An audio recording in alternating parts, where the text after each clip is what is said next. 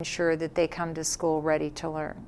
This is correct. Okay. Yeah, there are resources available, and they range from help that can begin very early. In fact, one program provides a registered nurse to work with expectant mothers who are in low-income situation, or a mother who is very young, or an expectant mother who is single. And so what this particular program, it's called the Nurse Family Partnership program, which has a large body of research, and they show that if they provide this nurse beginning in pregnancy until the child reaches the age of 2, that the children are more likely to develop regularly. They're more likely to arrive at kindergarten better prepared. Also, the mothers are more likely to retain employment, or if they're young and still in school age, they're more likely to stay in school and get their high school degree. So there's a number of advantages from this particular program that starts quite early. Now from there, there's parent education opportunities, either in a class setting or continuing this home visiting relationship. For the child directly, policies that can help improve child care settings at center-based programs or family-based programs are very helpful to make sure that that child is in a safe setting during the day. After all, most of our mothers at all income levels are in the workforce and are working during the day. And lastly, if that year before going on to kindergarten, there's an opportunity for a child to go to a high-quality preschool program to be able to get used to the classroom, be with the teacher and the other students in a high-quality setting there. All of these type of programs can help a child arrive at kindergarten prepared to succeed. And some of these policies are broader than just children who come from more disadvantaged settings. For example, improving child care quality helps all children in child care settings. Providing parent education helps all parents, because, as you know, many parents get to that point where they have their child and they realize there's not the handbook that's just there to open up and read exactly what to do. Yes. And so either through classes or through providing information, parents at all income levels benefit from having more information available.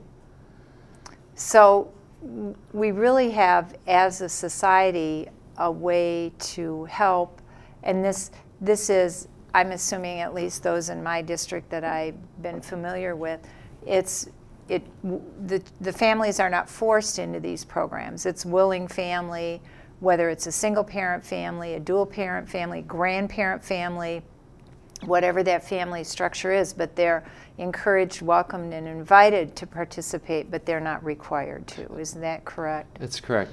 These programs are voluntary, and it certainly makes sense that they should be voluntary, that families are making their own decisions about the resources that they have available to them.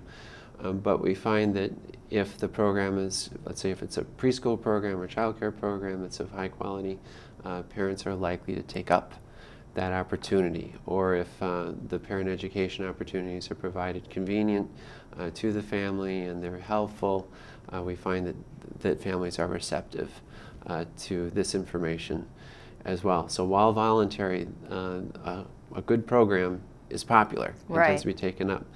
And also to note that an investment from government, let's say, or in fact, what I'd step back and say, most of the money that's invested in early childhood programs come from parents paying tuition to send their own children to a preschool program or a child care program.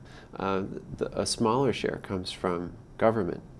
Now those resources targeted to more low-income families, more of that share comes from, of course, public budgets, but also from philanthropy and the private sector too. But any successful program helps empower parents and helps support the family. These are not investments that take the child away from the family and then bring the child back. These are all programs that help support that family unit. And in a lot of the programs that I'm familiar with here in Michigan, they do have a parent component where the parents are encouraged to attend maybe once a month an hour or 2-hour education class to help them understand how to be better parents, and or Some of them, the moms come with the child a couple times a month to be in a play group together with some qualified teachers. And I want to point out that that's another thing that we particularly stress. We're talking about high quality, good quality. This is not glorified babysitting, although I certainly wouldn't want to diminish babysitting, because babysitting has its place, but this is a program where there's an interactive education component to the child being in that facility or that room for, you know, some of them are a couple days a week, Right. Some of them are even once a week, some of them are daily, some of them are half day. Depending on the program in everyone's own community. Is that correct? That's correct. In terms of quality, because we've used that phrase here, in a center-based program refers to the qualifications of the teacher. Right. Teachers that have more education tend to have what we call richer experiences with children. And of course, child care in a preschool setting looks very different than third grade or fourth grade and fifth grade. In fact, Right. it's supposed to. Yes. In school buildings where there is a preschool classroom and other classrooms or higher grades, the principal often, I've heard this said, is they want to hear lots of noise coming from that preschool room, Right. Whereas they're hoping their fifth grade classroom's quiet. Mm-hmm. Because the children are moving, and these qualified and well-trained teachers are helping those children just in a regular play moment understand their experience and start learning about letters and shapes and colors and all these other important skills. Also, the high quality refers to the type of curriculum that's used. There's a number of research-backed curriculum that show that these help kids prepare for school, and also relatively low ratios of children to teachers, so that those teachers can interact more individually with the children. So all of that is considered high quality. And actually, all of this that we've just talked about is what brings you to the Capitol today here in Lansing. We have a bipartisan, bicameral, which means both Republicans and Democrat legislators, and both the Senate and the House members of the legislature are part of this Children's Caucus. And you are here today to speak to legislators to help them understand the economies of early childhood education. First of all, the importance of early childhood education, and I certainly don't want to diminish that, because that's, to me, our number one priority. But one of the wonderful spin-offs of high-quality early childhood education is it helps the economy. And at a time like this, particularly in Michigan, but across the United States, we are looking at everything we can to improve our economy. This is a longer-term investment than some people would like. It's going to get us a return, but it's not going to necessarily be within the next few months. But it does, the research does show that in the long term, it does help the economy of the state and also of the nation, because many people in these times don't just stay in one town in one state forever. Most people move several times during their lifetime now. That's correct. During this financial crisis, of course, I'm from the Federal Reserve. Yes. The Federal Reserve is playing a very important role in the financial crisis, providing liquidity to our financial system so that we can keep that engine moving here as we sort through the difficulties in the financial crisis and work those through.